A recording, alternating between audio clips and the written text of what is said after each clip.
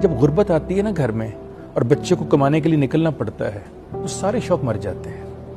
एक ही शौक रह जाता है कि आज अपनी अम्मी के लिए और अपनी बहनों के लिए रिस्क कमा के लेके जाना है। मैंने ब्रांड के बाहर, शालामार रोड के ऊपर बहुत ब्रांड्स हैं, मैंने उस ब्रांड के बाहर बच्चों को काम करते हुए यही सवाल पूछा है जो आपने कहा कि बेटा तेरा दिल नहीं करता जिस ब्रांड के आगे खड़े होकर तुम ये छोटी छोटी 2-2, 10-10 रुपए की चीजें बेच रहे हो इस ब्रांड के। तो उसने आगे से पता मुझे क्या जवाब दिया, कहता बाबूजी ये ब्रांड ਤੁਹਾਨੂੰ नजर आ रहे ने, मैनू तो इतने गाह की नजर आ रहे ने। अपने ब्रांड नजरों से ओझल हो जाते हैं जब आपका दुख इतना हो बड़ा हो, जब आपने रिस्क कमाना हो, जब आपने घर रोटी लेके जानी हो।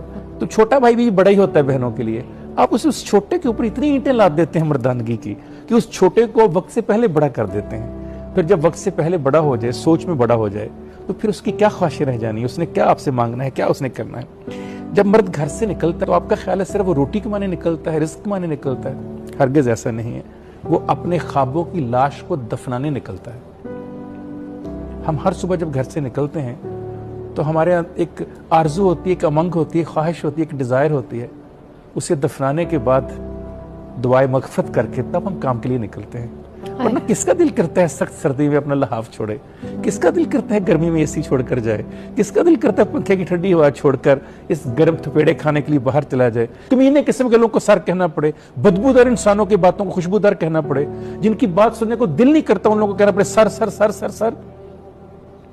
हमसे पूछिए जिनको ये सारे के सारी ईंटें डेली उठानी पड़ती हैं, ऐसे ऐसे लोगों की गुफ्तगू सुननी पड़ती है, बात सुननी पड़ती है, रवैये देखने पड़ते हैं, जिनके कमरे में जाते फिरौन। मैं अक्सर कहता हूं आप तो एक फिरौन की बात करते हैं, इसको कुरान में जिक्र है, हम तो डेली फिरौन देखते हैं जिंदगी में।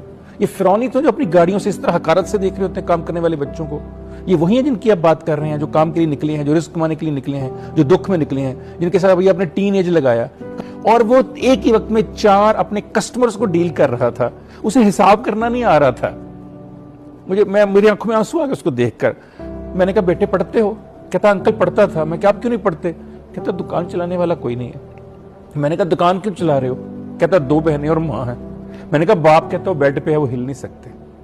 मुझे आप बताइए उनको आप कह रही हैं इतने दुख और इतनी तकलीफ जिसने उठाई है। मैंने उसको फिर एक जुमला कल बोला, मैंने कहा बेटा असल में घर के बाप तुम हो, तुमने बाप की तरह उस घर को चला रहे हो और बेटा खाल के कायनात तुम्हारी इसमें बड़ी मदद करेगा, वो किसी के साथ जुल्म नहीं करता।